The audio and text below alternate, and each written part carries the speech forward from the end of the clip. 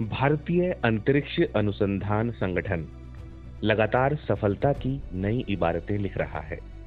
अपने मिशनों के जरिए दुनिया में इसरो का डंका बज रहा है।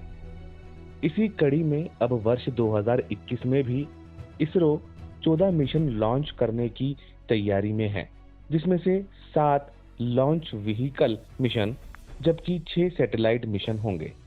इसके साथ ही इस साल के अंत में भारतीय स्पेस एजेंसी का पहला मानव रहित मिशन भी लॉन्च होगा।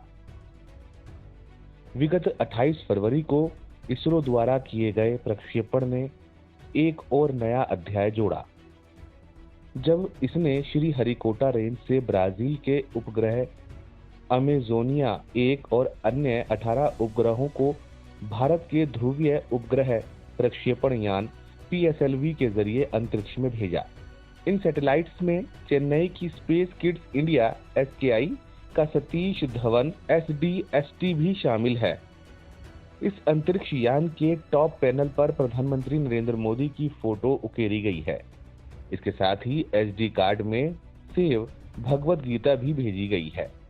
इस रॉकेट से 637 किलो के ब्राजील का उपग्रह अमेजोनिया 1 को सफलतापूर्वक कक्षा में स्थापित किया गया।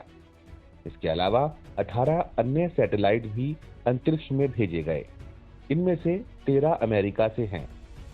आत्मनिर्भर भारत के स्वप्न को साकार करने की दिशा में देश विज्ञान और अंतरिक्ष के क्षेत्र में भी नित्य नए कीर्तिमान स्थापित कर रहा है।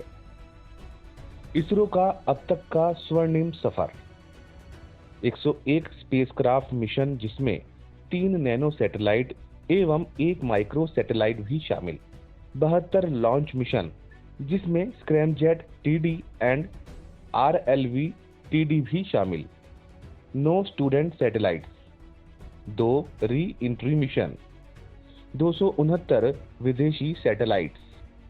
ब्राजील और ऑस्ट्रेलिया के सैटेलाइट लॉन्च करने के बाद अब इसरो इटली के साथ ऐसे ही करार की ओर आगे बढ़ रहा है।